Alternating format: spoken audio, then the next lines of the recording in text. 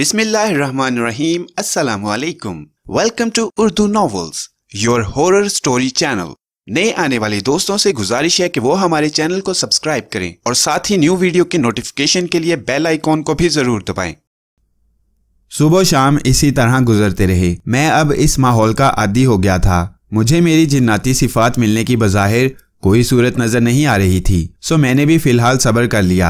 वादी के कदीम बाशिंदे भी अब सिपाहियों से घुल मिल गए थे। उनमें बहुत सौ ने पढ़ना लिखना और ट्रक चलाना सीख लिया था। नए झोंपड़े तामीर हो चुके थे और गारनुमा सुरंग भी बन चुकी थी।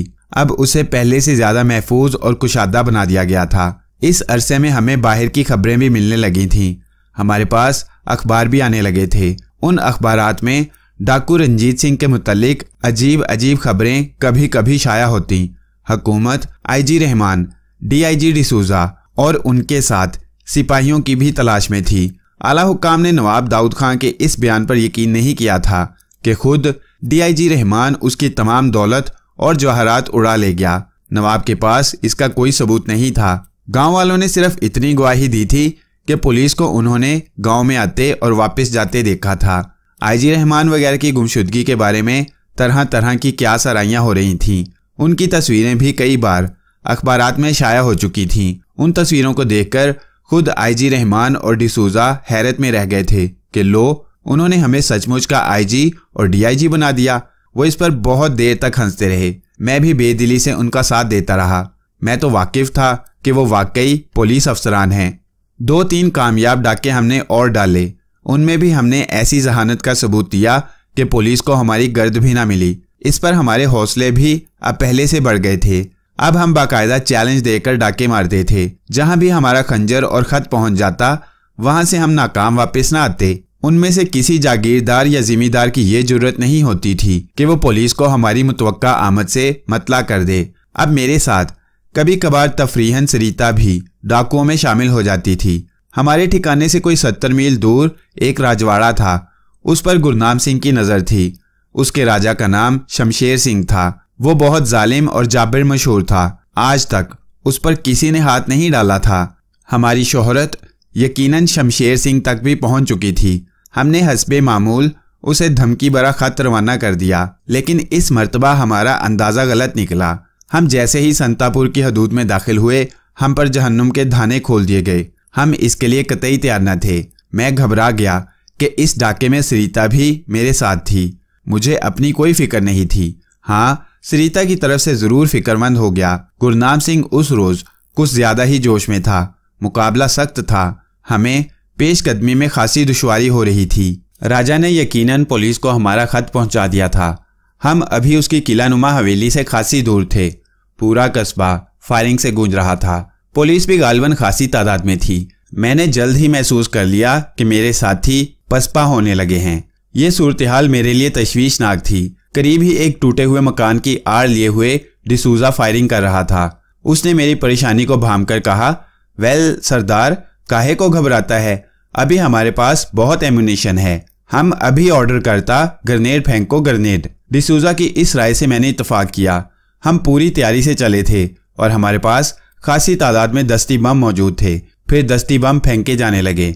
पुलिस वालों को शायद इसकी तवक्को नहीं थी। उनके गुमान में भी ना होगा कि हमारे पास दस्ती बम होंगे। धमाके पर धमाके होने लगे। कस्बे के छोटे छोटे कच्चे पक्के मकान गिरने लगे, जिनमें सिपाही छुपे हुए थे और उनकी तादाद काफी थी। पुलिस अब बुरी तरह पसपा हो रही थी। अब हमारा पल्ला भारी हो गया। आखिरकार हम राजा की किलानुमा हवेली तक पहुंचने में कामयाब हो ही गए। चारों तरफ लाशें ही लाशें बिखरी पड़ी थीं। कस्बे वाले शायद खौफजदा होकर भाग खड़े हुए थे। पुलिस के जो बचे खुचे जवान रह गए थे, वो भी जान बचाने की फिक्र में थे। अचानक मेरी नज़र सामने राजा की हवेली पर पड़ी। एक झरोके में मुझे राजा की झलक दिखाई दी। फिर उसकी बंदूक की नाल झरोके में नजर आई और एक फायर हुआ। मेरे बराबर ही एक चीख सुनाई दी। ये चीख सरिता की थी। गोली ऐन उसकी कनपटी पर लगी थी। वो जमीन पर गिरी और गिरते ही दम तोड़ गई। मैं ये देखकर उसकी तरफ लपका। इतनी देर में गोलियों की एक पूरी बाढ़ झरोके पर पड़ी। इसी के साथ एक दस्ती बम भी फेंका गया। बड़े जोर का धमाका हुआ और उस किलानुमा हवेली का अगला हिस्सा नीचे आ गया। मैं इससे बेखबर सरिता के मुर्दा जिस्म को अपनी आगोश में समेटे बैठा था। मेरे अंदर इससे कहीं ज्यादा जोरदार धमाके हो रहे थे। फायरिंग अब कतई बंद हो चुकी थी। अचानक किसी ने मेरा कंधा पकड़कर हिलाया। सरदार, क्या हुआ आपको? अरे सरिता रानी, इन्हें क्या हो गया? ये रहमान था। मैंने खोई खोई सी आवाज में कहा, सरिता अब कभी वापस नहीं आएगी, वो चली गई। रहमान मुझे अकेला छोड़कर चली गई। ये कहते हुए मेरा दिल एकदम भर आया। सरिता वो पहली आदमजादी थी कि जिसके लिए मेरी आंखों से आंसू बहने लगे। सरिता की लाश मेरे सीने से लगी हुई थी। मुझे उस वक्त कतई फिक्र नहीं थी कि राजा शमशेर सिंह की दौलत हमें मिलेगी या नहीं, और ये कि गुरनाम सिंह की महबूबा राजकुमारी शांति जिंदा बची होगी कि नहीं। उन्होंने मुझे सरिता की लाश के साथ जीप तक पहुंचा दिया। राजा शमशेर सिंह मारा जा चुका था। उसकी किलानुमा हवेली फतह हो चुकी थी। राजा को उसकी बड़ी पगड़ी और उंगलियों में मौजूद कीमती अंगूठियों से पहचाना गया। राजकुमारी शांति बेहोश हालत में मिल गई। उसे भी एक ट्रक पर सवार कर दिया गया। मुझे उस वक्त अपने आदमियों की नकलो हरकत बहुत ग्रां गुजर रही थी, जो किलानुमा हवेली से सामान निकाल कर ट्रकों पर लाद रहे थे। मैंने अंदाजा लगाया कि ये डाका पिछले तमाम डाकों से ज्यादा फायदेमंद था। कोई 10-11 तिजोरियां जूं की तूं मुख्तलिफ ट्रकों में रखी गईं। इसी के साथ दर्जनों बक्से और दूसरा सामान भी था, जिसमें बंदूकें और असलहा भी था। मुझे इस सब से कोई दिलचस्पी नहीं थी। जैसे तैसे ये कार्रवाई खत्म हुई। संतापुर पर मौत का सा सन्नाटा तारी था।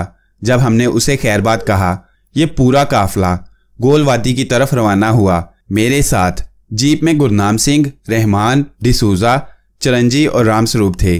गुरनाम सिंह जीप की ड्राइविंग सीट पर बैठा था। जीप के पीछे 10 ट्रक थे। इस मार्के में हमारे भी 50 से ज्यादा आदमी मारे गए थे। उनकी लाशें भी हमारे ही साथ गोलवादी जा रही थीं। पुलिस के कितने जवान मारे गए इसका अंदाजा हमें नहीं था। हमें तो बस इतना मालूम था कि जब हमने संतापुर छोड़ा था तो उसके हर गली कूचे में लाशें ही लाशें बिछी हुई थीं। पुलिस को हमारे मुकाबले में जबरदस्त जानी नुकसान हुआ था। ऐसा शायद इस वजह से हुआ कि पुलिस ने हमारी ताकत का गलत अंदाजा लगाया होगा। पुलिस वाले हमसे ज्यादा ही तादाद में थे, मगर दस्ती बमों के सामने वो टिक नहीं सके थे। मेरे आदमी रवानगी से कबल मुर्दा सिपाहियों का असलहा लेकर साथ लाना नहीं भूले थे। हमारा काफिला तेजी के साथ ऊंचे नीचे नाहमवार रास्तों पर आगे बढ़ता रहा और मैं अपने ख्यालों में ऐसा खोया रहा कि रास्ते भर किसी से कोई बात ना की। मैं बार बार सरिता के मुर्दा जिस्म को देखता और मेरी आंखें भीग जाती। अंदलीब, जो मेरी पहली आदमजाद बीवी थी, उसकी तरह मैं सरिता के कुर्ब से उकताया नहीं था। शायद इसकी वजह जिस्मानी और रूहानी ताल्लुक का फर्क हो।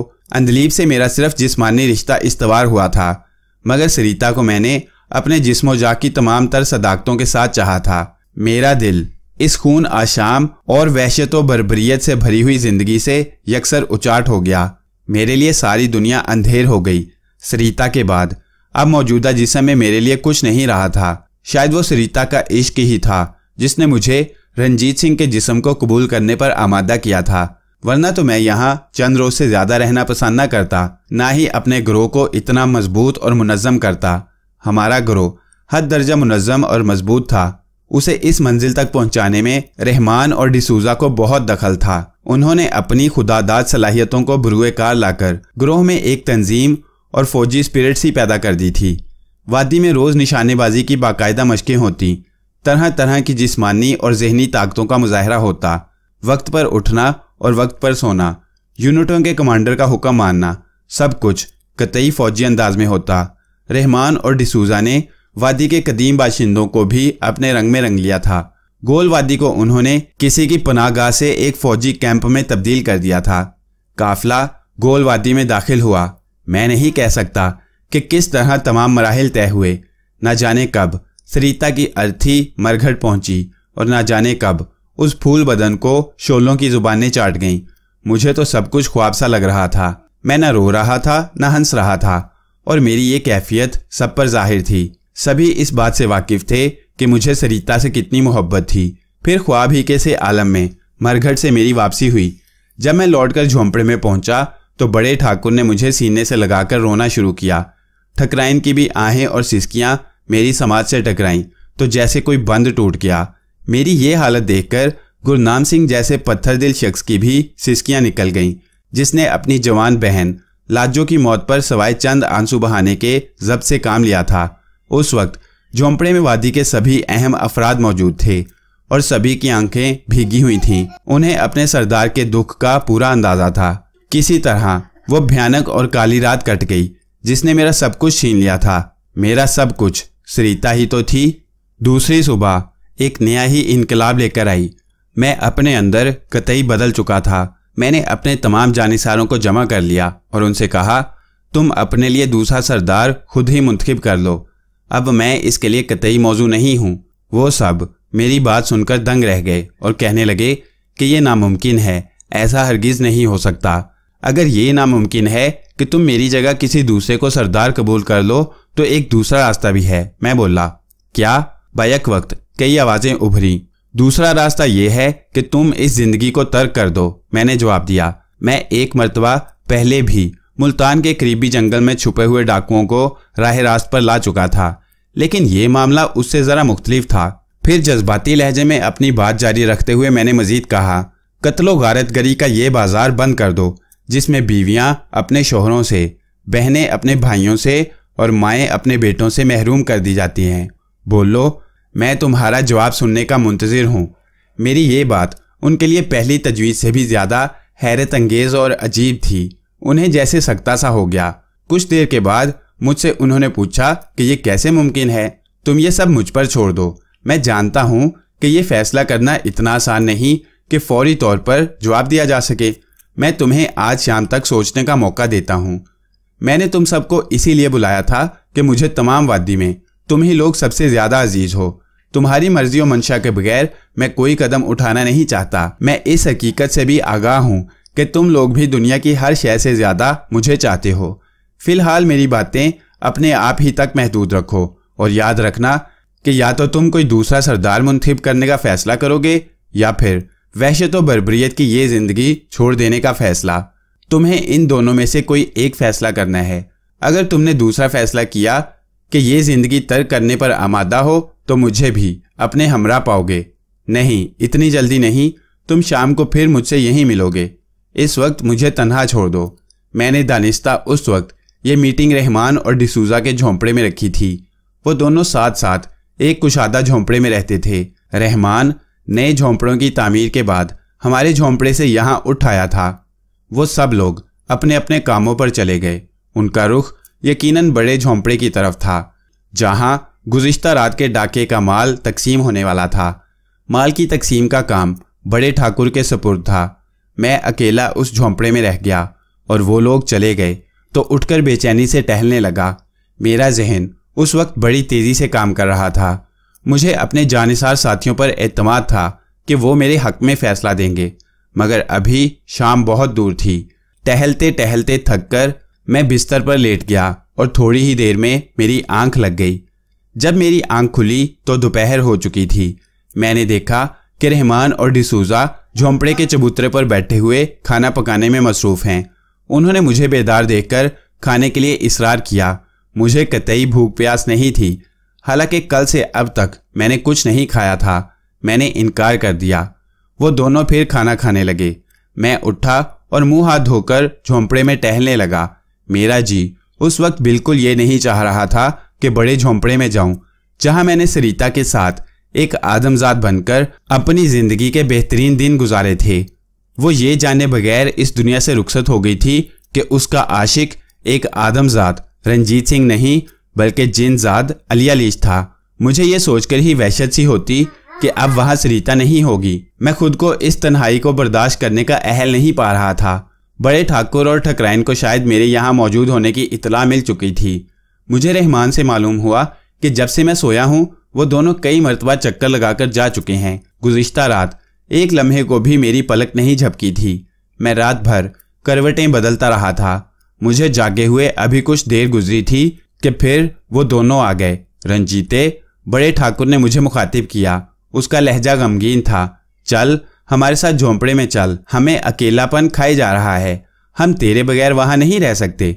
अब मैं वहाँ किस तरह जाऊँ? मैं भी भराई हुई आवाज़ में बोला। अगर मैं वहाँ रहा तो पागल हो जाऊँगा। वहाँ मुझे हर घड़ी सरिता की याद सताएगी। मेरी बात सुनकर बड़े ठाकुर का सर झुक गया। तो फिर हमें भी अपने साथ ही रख। जहाँ तू रहेगा वहीं हम रहेंगे। तू क्या समझता है हमारा कलेजा मुंह को नहीं आता। सब्र कर मेरे बेटे, सब्र कर। सबको एक दिन मरना है, सदा कौन जीता है। मगर बाबा, क्या उसे अभी मरना था? मैं चीख उठा। क्या ये दिन उसके मरने के थे? बोलो। मैंने बड़े ठाकुर को पकड़कर झंझोड़ दिया। बड़े ठाकुर के रुखसारों पर आंसू बह बहकर सफेद दाढ़ी में जज़ब हो रहे थे। वो आखिरकार बोला, रंजीते, मुझे तेरे दुख का अंदाजा है। ये दिन तुम्हारे लिए बहार के दिन थे। तुम दोनों ही जवान थे, मगर सरिता तुझे और हमें छोड़कर चली गई। तू अकेला रह गया। मेरा एक यही भाई था और इस भाई से बस एक ही बेटी थी। अब तो तुझसे कुछ भी नहीं छुपा कि मैं बेऔलाद रहा। सो यूं सरिता के बाद मेरी नस्ल खत्म हो गई। मेरे दिल में झांक रंजीते, फिर भी मैंने तेरी खातिर सब्र किया। अब अगर तूने मुझे तन्हा छोड़ दिया तो मैं एक दिन जिंदा नहीं रह सकूंगा। हम उस झोंपड़े को छोड़ देंगे, कहीं और रह लेंगे, मगर तू हमारे साथ ही रहेगा। मैं आज रात यही रहूंगा। कल जब सब कुछ बदल जाएगा तो तुम्हारे पास आ जाऊंगा। मैं खोए खोए से लहजे में बोला। बड़े ठाकुर और ठकरायन सर झुकाए वापस चले गए। मैं फिर निढाल होकर बिस्तर पर गिर पड़ा और सिसकियां भरने लगा। जिंदगी में पहली मर्तबा मुझे किसी की मौत पर इतना शदीद रंज हुआ था, वो भी एक आदमजादी की मौत पर। रहमान और डिसूजा मेरे पास आ गए। वो खाना ख़त्म कर चुके थे। उन्होंने मुझे तसल्लियां दी, तरह तरह से बहलाने की कोशिश की, मगर मेरा जी ना बहलना था ना बहला। इसी तरह शाम हो गई। झोंपड़े में एक एक करके गुरनाम सिंह, रामस्वरूप और चिरंजी दाखिल हो गए। रहमान और डिसूजा मेरे पास पहले से मौजूद थे ही। मैं उनके फैसले का मुंतजिर था। वो सब आकर सर झुकाए चबूतरे पर आके बैठ गए। मैं भी बिस्तर से उठा और मुंह धोकर उनके साथ आ बैठा। सबसे पहले गुरनाम सिंह ने बात शुरू की। सरदार, हमने फैसला किया है कि जो भी आपका हुक्म होगा हम बगैर चूंचरा के उसकी तामील करेंगे। हमें बहरहाल ये मंजूर नहीं है, किसी भी सूरत मंजूर नहीं कि आपकी जगह किसी और को अपना सरदार बना लें। गुरनाम सिंह के बाद बकिया अफराद ने भी उसकी तायद में तकरीबन ऐसे ही अल्फाज अदा किए। फिर रहमान बोला, लेकिन इस बात की क्या ज़मानत है कि अगर हमने ये ज़िंदगी तर्क कर दी तो फांसी के फंदे से बचे रहेंगे। मेरे लिए ये बड़ी अजीब सूरत हाल थी कि एक आईजी पुलिस ये सवाल कर रहा था। उसने मज़ीद कहा, हम जितने लोग इस वक्त यहाँ मौजूद हैं उनमें से यकीनन किसी को भी आपके हुक्म पर फांसी का फंदा कबूल करने से भी इनकार नहीं, लेकिन वादी के बाकी लोगों की ज़िंदगी को हम अपनी मर्जी पर कुर्बान करना नहीं चाहते। हमें यकीन है आपके जहन में कोई ऐसा हल ज़रूर होगा जिससे वादी के दूसरे लोगों की ज़िंदगी महफूज रहे। वो ये कहकर मेरी तरफ सवालिया नज़रों से देखने लगा। बकिया लोग भी मुजस्सम सवाल बन गए। अब मैंने कहना शुरू किया, मेरे जानिसारो, मुझे तुम्हारे ऊपर फ़ख्र है। अगर मुझे तुम पर एतमाद ना होता तो हरगिज़ तुमसे वो बातें ना कहता जो आज सुबह कहीं। तुम्हारे फैसले ने मेरी नज़र में तुम्हारी इज्जत और बढ़ा दी है। मेरे जहन में यकीनन एक तजवीज़ है, अगर वो कारगर हो जाए मुझे तुम सब पर पूरा भरोसा है कि तुम लोग मेरी तजवीज़ कबूल कर लोगे। वो तजवीज़ बयान करने से पहले मैं तुमसे अहद लेना चाहता हूँ कि तुम उस पर अमल करोगे। उस अहद का मकसद ये नहीं कि मुझे तुम पर यकीन नहीं, मैं दरअसल ये चाहता हूँ कि तुम मेरी मोहब्बत में उस तजवीज़ से इनकार ना कर दो। तो बोलो, क्या तुम मेरे सर पर हाथ रखकर अहद करने को तैयार हो कि मैं जो तजवीज़ पेश करूँगा उससे तुम मुकम्मल इत्तफाक करोगे? इस पर बारी बारी तमाम लोग उठे और मेरे सर पर हाथ रखकर अहद किया कि मैं जो भी तजवीज़ रखूँगा उससे वो मरते दम तक इनहराफ नहीं करेंगे और उसे पूरा करेंगे। फिर मैंने अपनी तजवीज़ बयान की तो उसे सुनकर सब सन्नाटे में आ गए। तजवीज़ ये थी कि गवर्नर साहब को एक ख़त लिखा जाएगा जिसे रहमान बजाते खुद लेकर जाएगा। उस खत की इबारत इस तरह होगी कि मैं बदनाम ज़माना डाकू रंजीत सिंह अपने आप को कानून के हवाले करना चाहता हूँ। हुकूमत से मैं अपील करता हूँ कि वो मुझे मेरे जुराइम की पादाश में सजाए मौत दे दे ताकि मुझ जैसे दूसरे कानून शिकनों को इबरत हासिल हो। मैं अपने तकरीबन 1000 साथियों समेत खुद को कानून के हवाले कर दूंगा। मेरी सिर्फ और सिर्फ एक शर्त है कि मेरे तमाम साथियों को बाइज्जत ज़िंदगी गुजारने का मौका और इजाज़त दी जाए और हुकूमत उन्हें आम माफ़ी दे दे। मैं अपने साथ करोड़ों रुपए की करेंसी, करोड़ों ही रुपए के हीरे जवाहरात और सोना चांदी, सैकड़ों राइफलें और बंदूकें और दूसरा असला भी इन लोगों की माफ़ी के बदले हुकूमत की तहवील में जमा करा दूंगा। मेरी सिर्फ इतनी ख्वाहिश है, मेरे साथियों को हुकूमत कतई माफ़ कर दे। मेरे इन साथियों में 700 के करीब पुलिस के आदमी भी शामिल हैं जो मसलहतन इतने दिन मेरे साथी बने रहे। मैं ये जिंदगी आईजी रहमान और डीआईजी डिसूजा के कहने पर तर्क कर रहा हूँ। इन दोनों ने मुझे अपने दलाइल और मोहब्बत से कायल कर दिया है कि वहशत व बर्बरियत और लाकानूनियत की ये जिंदगी लानत के सिवा कुछ नहीं। मैंने जब ये अल्फाज अदा किए तो रहमान और डिसूजा के साथ गुरनाम सिंह के सिवा बाकी अफराद चौंक उठे। चंद लम्हे तवक्कुफ के बाद मैं फिर बोला, मैं ये सिफाई भी पेश कर दूं कि जब आईजी रहमान डीआईजी डिसूजा के साथ मैंने इन बकिया साथियों को भी जेर कर लिया तो आईजी रहमान और डिसूजा ने जहानत से काम लेते हुए अपने सिपाहियों और खुद अपनी जानें बचाने के लिए आर्जी तौर पर मेरी तरफ दोस्ती का हाथ बढ़ाया। जो काम वो ताकत के जरिए ना कर सके उन्होंने मोहब्बत से इंजाम दे दिया। इस अरसे में उन्होंने मेरी काया पलट दी और मेरा एतमाद हासिल करने के लिए मेरे शाना बशाना काम भी किया, मगर ये सब कुछ कानून की अफजलियत और उसकी बरतरी की खातिर था। आखिरकार इनकी कोशिशें कामयाब हुईं और मैं रफ्ता रफ्ता यकसर बदल गया। अब मैं खुद को कानून और इंसाफ के सुपुर्द करता हूँ। मुझे उम्मीद है कि मेरी दरख्वास्त के मुताबिक मेरे साथियों को मुआफ़ कर दिया जाएगा। वो लोग मेरी तजवीज़ सुनकर बेचैन से हो गए। मैंने रहमान और डिसूजा के जहनों पर तवज्जो दी तो पता चला कि उन जहनों में मुतअद्दिद सवालात गर्दिश कर रहे थे। गुरनाम सिंह ने फिर बोलने में पहल की। उसका गला रुंधा हुआ था। सरदार, ये तजवीज़ बहुत महंगी है। हम आपकी ज़िंदगी कुर्बान करके ज़िंदा नहीं रहना चाहते, हरगिज़ नहीं। बकिया लोग भी गुरनाम की इस बात से इत्तफाक करने लगे। अभी कुछ देर पहले तुम लोग मेरे सर पर हाथ रखकर अहद कर चुके हो कि मरते दम तक मेरी तजवीज़ से इनहराफ नहीं करोगे। मैंने सख्ती से कहा, तुम्हें वही करना है जो मेरा हुक्म है। तुम लोग अपने अहद से फिर नहीं सकते। तुम्हें अपना अहद पूरा करना पड़ेगा। मैंने देखा कि उनके सर झुक गए। उनकी आंखों में नमी तैर रही थी। ये मंजर देखकर मेरा जी भी भर आया। मैंने मुंह फेर लिया कि वो मेरे आंसू देखकर हिम्मत ना छोड़ बैठें। मुझे महसूस हुआ कि रहमान और डिसूजा दोनों ही कुछ कहना चाहते हैं। फिर पहल रहमान ने की। वो बोला, लेकिन सरदार, मैं आईजी कब हूँ? मैं तो सिर्फ आपका साथी हूँ। मैंने तो सिर्फ एक डाके के दौरान आपके हुक्म पर यह फ़र्ज़ अदा किया था। फिर मैंने अखबारों में भी अपनी तस्वीरें देखीं जिनके साथ मुझे आईजी और डिसूजा को डीआईजी लिखा गया था, मगर वो तो महज एक कहानी थी। हकीकत से इसका कोई ताल्लुक नहीं। ना मालूम हुकूमत को मेरी और डिसूजा की तस्वीरें किस तरह पहुंच गईं। ये मुअम्मा अब तक मेरी समझ में नहीं आया। हुकूमत भला एक कहानी को हकीकत किस तरह समझ सकती है? मुझे तो यह हुकूमत की कोई चाल मालूम होती है। इस तरह शायद हुकूमत मुझे और डिसूजा को फांसना चाहती है। एक डाकू, एक कानून शिकन के साथी हुकूमत के जिम्मेदार अफसरान कैसे हो सकती हैं? मेरी समझ में तो कुछ नहीं आता कि ये क्या माजरा है। इस पर मैंने कहा, तुम्हारी समझ में सब कुछ आ जाएगा और डिसूजा भी सब कुछ समझ आएगा। इधर मेरी आंखों में देखो।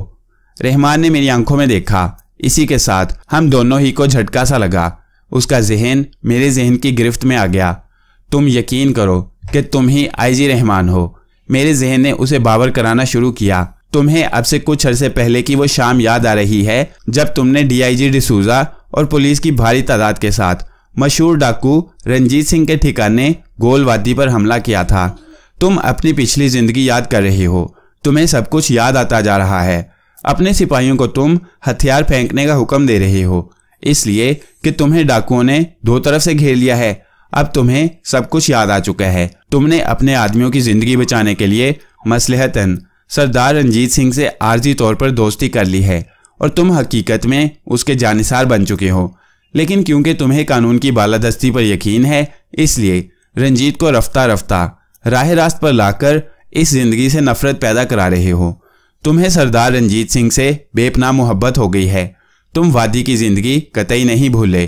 तुम्हें सब कुछ याद है। लेकिन ये सब कुछ तुमने कानून की बालादस्ती के लिए किया है। अब भी तुम सरदार को बेहद चाहते हो, मगर अपने फर्ज और कानून के हाथों मजबूर होकर तुम सरदार को उसी के कहने पर कानून के हवाले कर दोगे। मैंने आईजी रहमान के जहन को कतई आईना कर दिया। अब जो मैंने उसकी नज़रों से अपनी नज़रें जुदा की तो वो एक और ही शख्स था। रहमान के चेहरे पर अजीब सी उलझन थी। वो अचानक बोला, सरदार, मैं आईजी रहमान आपसे बेअंदाज़ा मोहब्बत करता हूँ। एक तरफ आपकी मोहब्बत है, दूसरी तरफ फ़र्ज मुझे आवाज़ दे रहा है। मैं क्या करूँ? मैं कोई फ़ैसला नहीं कर सकता। डिसूजा ने रहमान को हैरत से देखा। बाकी लोगों की भी यही कैफियत थी। रहमान, मैंने उसे मुखातिब किया, हमेशा से दुनिया का ये दस्तूर रहा है और हमेशा बड़े लोगों ने कानून और फ़र्ज पर मोहब्बत को कुर्बान किया है। तुम भी एक बड़े आदमी हो, तुम्हें भी ऐसा ही करना चाहिए और तुम यही करोगे। ये कहकर मैंने डिसूजा की तरफ देखा। अब तुम आ जाओ डिसूजा, मैं तुम्हारी हैरत भी दूर कर दूं। फिर डिसूजा का जहन मेरे काबू में आ गया। ये जहन बहुत खतरनाक था, इसलिए मैं पूरी तवज्जो सर्व कर रहा था और आहिस्ता आहिस्ता उसे सब कुछ याद दिला रहा था। मैंने बहुत मुश्किल से उसके जहन से इंतकामी ख्यालात ख़त्म किए।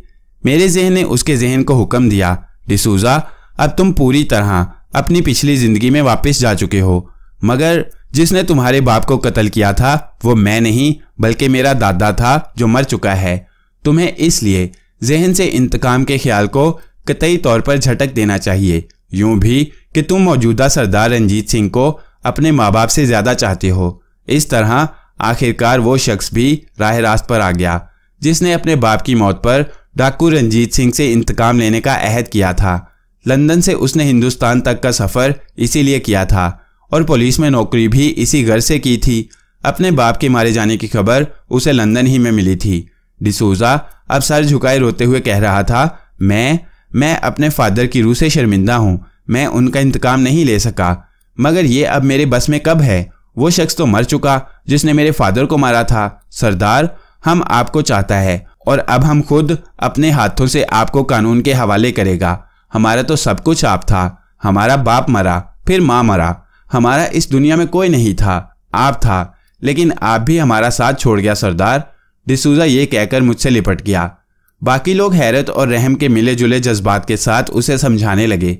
मैंने सबको रहमान और डिसूजा के हालात से आगाह किया और कहा, ये लोग दानिस्ता मेरी मोहब्बत में अपनी पिछली ज़िंदगी तर्क करके मेरे साथ आ गए थे, लेकिन मैं अब इन्हें इनकी पिछली ज़िंदगी कबूल करने को कह रहा हूँ तो ये रो रहे हैं, लेकिन ऐसा ज़रूर होगा, ज़रूर। मैं अपनी मौजूदा ज़िंदगी से बेजार आ चुका हूँ। अब मैं ये नहीं चाहता कि मेरे जानिसार साथी वो ज़िंदगी बसर करें जो काबिल नफ़रत है। वो सब मेरी तजवीज़ से इत्तफाक करने पर मजबूर थे, इसलिए कि अहद कर चुके थे। वो सर झुकाए गमज़दा बैठे थे, जैसे उन्होंने अभी अपने किसी करीबी अजीज़ के इंतकाल की खबर सुनी हो। फिर मैंने ही इस खामोशी को तोड़ा। अभी ये तजवीज़ तुम लोगों तक ही महदूद रहना चाहिए, इसलिए कि बहुत से काम बाकी हैं। मुझे ये भी सोचना है कि वादी के दूसरे लोगों को इस तजवीज़ पर अमल करने के लिए किस तरह तैयार किया जाए। वजह ये कि उनमें से बहुत सौ ने तो अपनी पूरी ज़िंदगी ही इस माहौल में गुजारी है। वो किसी कीमत पर इसे तर्क करने पर तैयार नहीं होंगे। बहुत से इसी माहौल में पैदा हुए और परवान चढ़े हैं। खैर, ये सब मैं कर लूँगा, मेरे जहन में तमाम बातें हैं। इसके बाद मैं गुरनाम सिंह से मुखातिब हुआ। गुरनाम, तुम बताओ कि वो तुम्हारी राजकुमारी शांति क्या कहती है? क्या वो तुमसे शादी करने पर तैयार है? मैंने उसे सवालिया नज़रों से देखा। गुरनाम सिंह ने ठंडा सांस भरा, फिर कहने लगा, उसे छोड़िए सरदार, मुझे अब उससे या दुनिया की किसी और बात से कोई दिलचस्पी नहीं। मेरे लिए इस वक्त सबसे अहम मसला खुद मेरा अहद है, जिस पर अब मैं पछता रहा हूँ। मैंने आपसे जितनी मोहब्बत की है उसे बताने या जताने की ज़रूरत नहीं, लेकिन ये कहते हुए भी मुझे फ़ख्र है कि मैंने जितना आपको चाहा है उतना किसी को नहीं चाहा, किसी को भी नहीं। ये कहते कहते वो रो पड़ा। मैंने उसकी पीठ पर हाथ रखकर उसे तसल्ली दी और कहा, गुरनाम, सब कुछ भूल जाओ कि जो कुछ गुजरा है, जो होना था हो गया। अब तुम अपनी ज़िंदगी को बेहतर, खुशहाल, पुरअमन तौर पर गुजारोगे तो मेरी रूह को तस्कीन होगी। इसका वाहिद रास्ता यही है कि तुम्हारी शादी राजकुमारी शांति से ही कर दी जाए। लेकिन सरदार, वो तो गुरनाम सिंह का चेहरा देखकर ही बेहोश हो गई। इस मर्तबा चिरंजी ने गुफ्तगू में हिस्सा लिया। आप ये क्या कह रहे हैं? बहुत नाजुक मिजाज है वो लड़की। फिर रामस्वरूप ने भी अपने भाई की तायद में लुकमा दिया। वो गुरनाम सिंह के आधे जले हुए चेहरे का भयानकपन बर्दाश्त नहीं कर सकी। मैं खुद उस वक्त वहां मौजूद था। फिर रामस्वरूप गुरनाम सिंह को देखने लगा। शायद उसे बात कहकर एहसास हो गया था कि इस तरह गुरनाम सिंह के जज्बात को ठेस पहुंची होगी।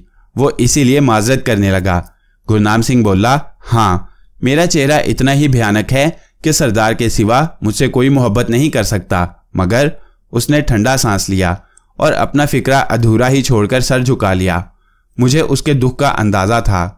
अब तो उससे मोहब्बत करने वाली वाहिद हस्ती यानी उसकी माँ भी दुनिया से रुखसत हो चुकी थी। उसे चाहने वाली बहन लाजो ने तो पहले ही मुझ पर अपनी ज़िंदगी कुर्बान कर दी थी। अब तो उसकी छोटी सी दुनिया में एक मैं ही उसका सब कुछ था। वो झूठ नहीं बोल रहा था, बल्कि उसके एक एक लफ्ज़ में सदाकत थी।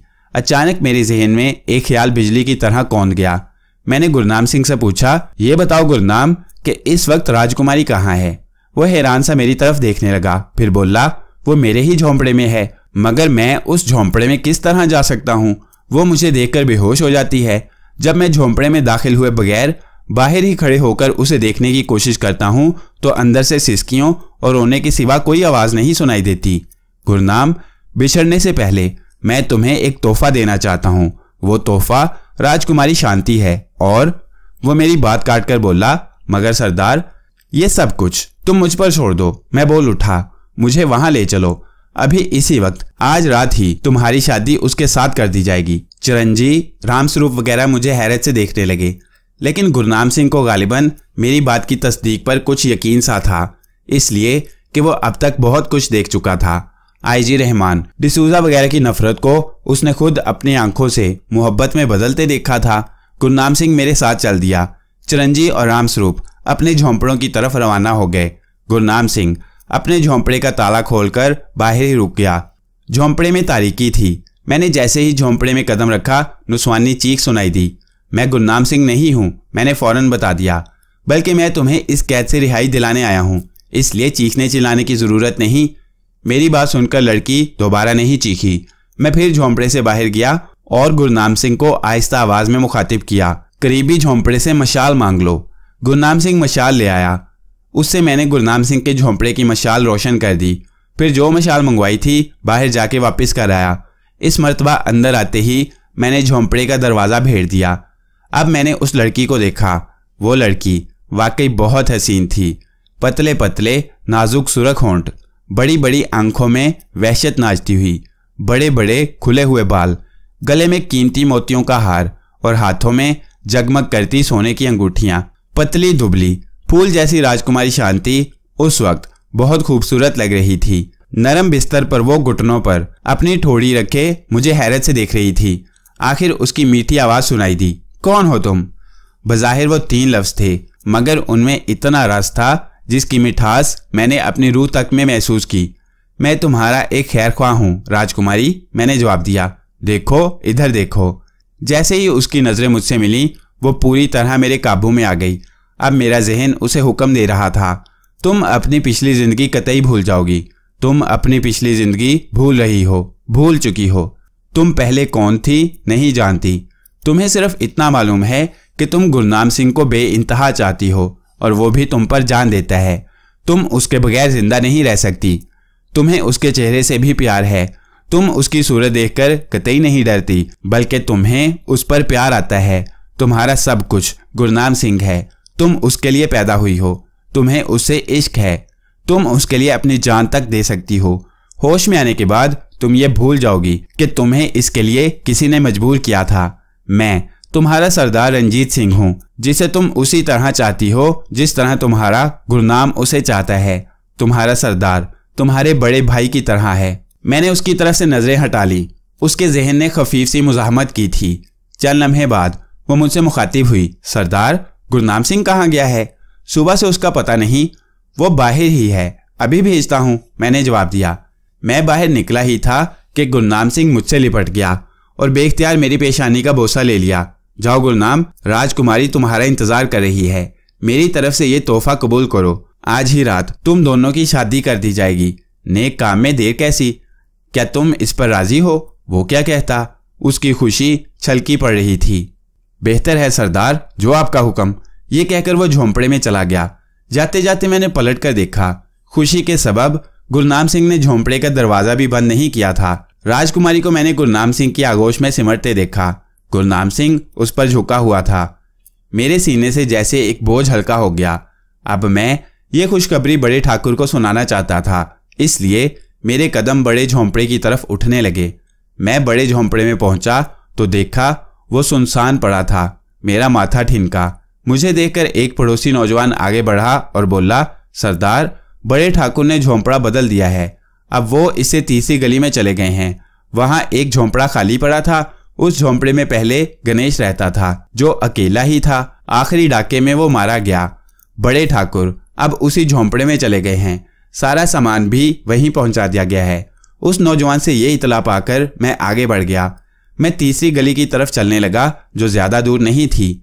नौजवान की बात से मेरे दिल को धक्का सा लगा। मैं सोचने लगा, तो अब ये बड़ा झोंपड़ा हमेशा के लिए वीरान हो गया, जिसमें कभी सरिता की जिंदगी से भरपूर कहकहे गूंजते थे। मैं यही सोचता हुआ उस झोंपड़े में दाखिल हो गया, लेकिन ठाकुर मौजूद नहीं था। ठकराइन मुझे देखकर आगे बढ़ी और मोहब्बत भरे लहजे में बोली, तू आ गया मेरे लाल, देख ले, हमने तेरी खातिर वो मनहूस झोंपड़ा छोड़ दिया। बड़े ठाकुर तुझी को लेने रहमान के पास गए हैं, अब आते ही होंगे, बैठ जाना। मैं ठकराइन के कहने पर चबूतरे पर बैठ गया। थोड़ी ही देर में ठाकुर आ गया। मैं तुझे कहाँ कहाँ देखता फिरा मेरा चांद, और तू यहाँ मौजूद है। मुझे ये जानकर खुशी हुई कि तूने आज गुरनाम सिंह और राजकुमारी की शादी का ऐलान कर दिया। ये अच्छी बात है, उस बेचारे का घर बस जाएगा। जब से उसकी माँ मरी थी वो बिल्कुल अकेला था, अफसुर्दा रहने लगा था। मुझे इतनी देर इसीलिए हुई कि मैं उसकी शादी का इंतजाम कर रहा था। मुझे गुरनाम से सब कुछ मालूम हो चुका है। ये सुनते ही मैं चौंक कर उठा कि कहीं गुरनाम ने बड़े ठाकुर को मेरे आइंदा के इरादे से तो आगाह नहीं कर दिया। लेकिन ये किस तरह मुमकिन था? क्या मालूम हो गया है बाबा? मैंने बड़े ठाकुर से पूछ ही लिया। यही कि तेरी मर्जी है, आज ही उन दोनों की शादी हो जाए। बड़े ठाकुर ने जवाब दिया। मेरी जान में जान आ गई। अब से कुछ अरसा पहले जहां दुल्हा बना मैं मंडप के फेरे लगा रहा था और सरिता की साड़ी का दामन मेरे कुर्ते से बंधा हुआ था, आज वहां मेरा साथी और जानिसार गुरनाम सिंह राजकुमारी के साथ उसी तरह फेरे लगा रहा था। मैं जी ही जी में इस पर खुश था कि गुरनाम सिंह का मुस्तकबिल महफूज कर दिया। अब कोई राजा शमशेर सिंह किसी डाके के दौरान किसी सरिता को गोली नहीं मार सकेगा। शादी की रस्में खुश असलूबी के साथ तय पा गईं। लड़की की तरफ से मैं और लड़के की जानिब से बड़े ठाकुर ने तमाम फराइज अदा किए। जब ये सारा हंगामा खत्म हो गया तो मैं बड़े ठाकुर के साथ अपने नए झोंपड़े की तरफ रवाना हो गया, जिसमें रहना शायद मुझे एक आध दिन ही नसीब होना था। दूसरे दिन सुबह उठते ही मैंने सबसे पहले ये काम किया कि बड़े ठाकुर के जहन को काबू में करके कत्लो गारतगरी की जिंदगी के खिलाफ नफरत भर दी। बहुत हद तक मैंने सरिता का गम भी उसके जहन से निकाल दिया, मगर काश कोई मेरे जहन से ये बोझ हल्का कर सकता। मैंने ये सब तो कर लिया, मगर पूरी तरह अपनी मोहब्बत के नकूश उसके जहन से ना मिटा सका। मुझे उसके जहन में ये सारी बातें बिठाने के लिए बड़ी जिद्दोजहद करना पड़ी थी। इंसानियत और शराफत के नाम पर उसका जहन मेरी तजावीज़ कबूल करने पर आमादा हो गया। अपने हवास में आते ही उसने मुझसे कहा, रंजीते, हमें ये जिंदगी कतई पसंद नहीं। कब किसका बेटा या बेटी गोली का निशाना बन जाए कुछ नहीं मालूम। तेरा क्या ख्याल है? तूने ये तजवीज़ मुझे बताई थी, वो पूरी तरह मुझे मंजूर नहीं। क्या ऐसा नहीं हो सकता कि तुझे फांसी भी ना हो और सब मामला ठीक भी हो जाए? ठकराइन फांसी का जिक्र सुनकर चौंक उठी और बोली, ये तुम क्या ऑल फॉल मुंह से निकाल रहे हो? होश में तो हो, फांसी लगे इसके दुश्मनों को। मुझे अंदाजा था कि ठकराइन का यही रद्द अमल होगा। मैं इसीलिए ये चाहता था कि उसके जहन को भी काबू में करके इस बात के लिए पहले से तैयार किया जाए, वरना वो ये सदमा बर्दाश्त नहीं कर पाएगी। मैंने फौरन अपना काम शुरू कर दिया। इस अरसे में ठाकुर मुंह हाथ धोने चला गया। ठकराइन कमजोर जहन की मालिक थी, इसलिए पूरी तरह काबू में आ गई। लेकिन मेरे और सरिता के मामले में वो भी मजबूत साबित हुई। जिस हद तक मैंने बड़े ठाकुर के जहन को इस बात पर आमादा किया था, उससे कुछ कम ही ठकराइन राजी हुई। एक माँ की गहरी और मजबूत मोहब्बत का अंदाज़ा उस वक्त मुझे अच्छी तरह हो गया। बे औलाद होकर भी ठकराइन में बला की ममता थी मेरे और सरिता के लिए। मैं अब अपने झोंपड़े से निकलकर गुरनाम सिंह के यहाँ पहुंचा। राजकुमारी मुझे देखकर खिल उठी और खातर तवाज़े करने लगी। आज वो मुझे कल से भी लाख दर्जे हसीन दिखाई दे रही थी। यूं लग रहा था जैसे प्यासी धरती पर खुल के बादल बरसे हों और खेती हरी भरी होकर लहलहा उठी हो। मैंने गुरनाम सिंह को बताया, तुम्हें यह जानकर शायद खुशी हो कि मैंने बड़े ठाकुर और ठकराइन को किसी हद तक अपनी जुदाई बर्दाश्त करने पर आमादा कर लिया है। गुरनाम सिंह के लिए अब ये बात कोई ज़्यादा हैरत की नहीं थी। उसे किसी हद तक मेरी पुरस्कार कुव्वतों का अंदाज़ा हो चुका था, लेकिन वह पूरी तरह मामले को नहीं जानता था। बस उसे ये खबर थी कि सरदार जो चाहें हो सकता है और जो बात जिससे चाहे मनवा सकते हैं। किस तरह, इस सवाल के जवाब से जाहिर है वो आगाह नहीं था। अब वादी के तमाम लोगों को तुम एक एक करके मेरे पास भेजो। उनसे कहो कि सरदार तन्हाई में कुछ बात करना चाहते हैं। इस काम के लिए तुम कोई खाली झोंपड़ा मुंतखब कर सकते हो। मैं चाहता हूं कि आज ही ये मामला भी निपटा दूं। मैंने कहा। हम दोनों बाहर निकले तो मैं बोला, जब तुम पूरा इंतजाम कर लो तो मुझे रहमान के झोंपड़े पर इसकी इत्तला दो। ये कहकर मैं उससे जुदा हो गया और रहमान के झोंपड़े पहुंच गया। रहमान और डिसूजा शेव करने में मसरूफ थे। मुझे देखकर उन दोनों ही ने खुशी का इजहार किया। कल सुबह तुम दोनों मेरा खत लेकर जीप के जरिए दारुल हुकूमत रवाना हो जाओगे। मुझे यकीन है कि शाम तक तुम दोनों वापस आ जाओगे। मैंने उन्हें मुखातिब किया। फिर परसों सुबह हमारा काफिला हमेशा के लिए यहाँ से रवाना हो जाएगा। दारुल हुकूमत में तुम्हें सबसे पहले गवर्नर साहिब से मिलना होगा और तुम कम से कम 300 आदमियों के रहने की बेहतरीन जगह का इंतजाम भी करके आओगे। वो इस सूरत में कि गवर्नर साहिब तमाम लोगों को आम माफ़ी देने पर राजी हो जाएं। इसी के साथ मैं तुम दोनों को एक जिम्मेदारी और सौंपता हूँ। वो जिम्मेदारी ये है, तुम गवर्नर साहिब से ये इजाज़त भी हासिल करोगे कि तमाम सिपाहियों को दोबारा ड्यूटी पर लिया जाए। उनकी पूरी तनख्वाहें जो बाकी हैं अदा की जाएं, ताकि वो अपनी पिछली कसर पूरी कर सकें और अपने बीवी बच्चों के साथ खुशहाल जिंदगी गुजारें। मजीद ये कि मेरे साथियों को जो बेहतरीन निशानेबाज और बहादुर हैं, पुलिस और फौज में नौकरियां दी जाएं, ताकि वो भी बाइज्जत ज़िंदगी बसर कर सकें और बाइज्जत हलाल की रोज़ी कमाकर अपने बीवी बच्चों का पेट भर सकें। मेरी बातों से रहमान और डिसूजा दोनों ने पूरा इत्तफाक किया। फिर डिसूजा पुरयकीन लहजे में बोला, सरदार, हम आपको यकीन दिलाता है कि गवर्नर साहिब से अपनी बातें मनवा लेगा। वो हमारा वतन का है, हमारा बात नहीं टालेगा। हम ये भी कोशिश करेगा कि वो आपको छोड़ दे। नहीं डिसूजा, इसकी कोई ज़रूरत नहीं कि वो मुझे छोड़ दें। मैंने इनकार कर दिया। मैं कानून और इंसाफ का मजाक उड़ाना नहीं चाहता। अगर मुझे ऐसा ही करना होता तो ये ज़िंदगी ही क्यों तर्क करता। तुम मुझे यकीन दिलाओ कि गवर्नर साहिब से मेरे मुतल्लिक सिफारिश नहीं करोगे। तुम ठीक कहता सरदार, पर हम इस दिल का क्या करें? डिसूजा गमगीन लहजे में बोला। रहमान भी आप दीदा हो गया और कहने लगा, सरदार, कुछ और चाहे हो ना हो, मैं आपसे ये वादा करता हूँ कि आपके तमाम साथियों को गवर्नर साहिब से माफ़ी दिला दूंगा और उन्हें मतलूबा नौकरियां भी मिल जाएंगी। रहमान के लहजे से यकीन का इजहार हो रहा था। अभी हमारे दरमियान यही गुफ्तगू जारी थी, गुरनाम सिंह आ गया। उसने आते ही मुझे बताया कि तमाम वादी के लोगों तक मेरा हुक्म पहुंचा दिया है। लोग अब मेरा इंतज़ार कर रहे हैं। करीब ही एक गली में इस घर से गुरनाम सिंह ने एक झोंपड़ा खाली करा लिया था। गुरनाम सिंह के साथ मैं उस झोंपड़े तक पहुंचा। देखा तो पूरी चौड़ी गली वादी वालों से भरी हुई है। अब मैं अपना काम शुरू करने वाला था।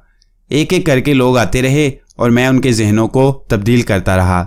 सामने के दरवाजे से लोग दाखिल होते और पिछले दरवाजे से मेरे हुक्म पर अपने झोंपड़ों को रवाना हो जाते, जहां उन्हें अपना सामान वगैरह बांधकर चलने की हदायत करना थी। आइंदा रोज़ उन्हें दूसरे काम करना थे। उन्हें कैद खाना खाली करना था। असलहा और तिजोरियां बाहर निकालना थीं, जिनमें करोड़ों रुपया सोना और हीरे जवाहरात भरे पड़े थे। मुझे ये काम करते करते शाम हो गई और मैं बेहद थक गया।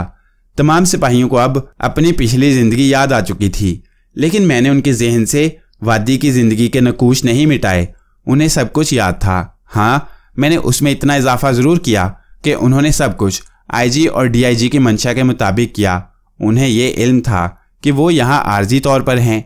यहाँ से निकलकर उन्हें ये जाहिर करना था कि वो मजबूर थे। उन पर सख्त पाबंदी थी और उन्हें वादी से बाहर निकलने का रास्ता भी मालूम नहीं था। जब कभी उन्हें वादी से निकाला गया तो आंखों पर पट्टी बांध दी गई और वादी में वापसी के वक्त भी ऐसा ही हुआ। ये तमाम बातें उनके जहन नशीन कर दी गई थीं ताकि बाहर निकलने के बाद खुद उन पर यह इल्ज़ाम न लगे। उन्होंने कानून की मदद करने की बजाय कानून शिकनी की। मैंने उनके जहनों में ये बात भी बिठा दी कि वो जिन 2-1 डाकुओं में शरीक हुए थे, उनकी तादाद बहुत कम थी। डाकू उन पर भारी रहते थे और हर तरह से उन्हें अपनी निगहदाश्त में रखते थे। इसके अलावा आईजी रहमान और डीआईजी डिसूजा का भी ये हुक्म था कि वो लड़े भड़े बगैर जो कुछ गुजर रहा है देखते रहें, उसमें कतई मदाखलत न करें। मैंने उन्हें ये भी बावर कराया कि उन्होंने कई दफ़ा फरार होने की कोशिश की मगर रास्ता तलाश न कर सके। वो अगर डाकुओं से लड़ भड़कर उन्हें मार भी देते तो इस कैद खाने से किस तरह निकलते? शायद यही राज जानने के लिए आईजी रहमान और डीआईजी डिसूजा ने सरदार रंजीत सिंह से दोस्ती की थी, ताकि रास्ते का इल्म हो जाने के बाद वो सिपाहियों को यहाँ से निकाल ले जाएं। सिपाहियों से उन्होंने कहा भी था कि उस वक्त तक हम कुछ नहीं कर सकते जब तक खुफिया रास्ते का इल्म ना हो जाए किधर है। वजह ये कि चारों तरफ ऊंची ऊंची पहाड़ियां थीं। वो भागते भी तो भागकर कहाँ जाते। इस थका देने वाले काम से फारिग होकर मैं अपने नए झोंपड़े पहुंचा। मेरी आंखें नींद से बोझल हो रही थीं और सर दुख रहा था, जैसे मैं बरसों से नहीं सोया। नरम बिस्तर पर दराज होते ही मैं बेखबर सो गया। फिर सुबह उसी वक्त मेरी आंख खुली जब रहमान और डिसूजा ने आकर जगाया। वो मेरे ही हुक्म पर शहर रवाना हो रहे थे। उन्होंने अपनी वर्दियां पहन ली थीं और बगल में छोटे छोटे रोल दबे हुए थे। उनके सरों पर पी कैप भली लग रही थी। हॉलिस्ट्रो में उनके रिवॉल्वर भी मौजूद थे। बहुत दिन बाद वो मुझे उस वर्दी में नजर आए थे। उन्होंने आते ही मुझे वो खत दिखाया जिसे मुझे अपनी तहरीर में नकल करना था। मैंने वो खत अपने तर्ज तहरीर में जूं का तूं नकल कर दिया। खत गवर्नर के नाम था और मजमून वही था जो मैंने उन्हें बताया था। झोंपड़े से बाहर आकर मैं उस पुलिस जीप को देखने लगा जिसमें वो रवाना होने वाले थे। उनके इनकार पर भी मैं जीप में बैठ गया। जीप खुफिया रास्तों से गुजरती हुई उस गोल वादी से बाहर निकल आई। पीछे रास्ता खुद ब खुद बंद हो गया। मैंने उन दोनों को गले से लगाया और रुखसत किया। फिर उस वक्त तक वहीं खड़ा रहा जब तक कि जीप ऊंचे नीचे रास्तों पर आगे बढ़ती हुई मेरी नजरों से ओझल ना हो गई।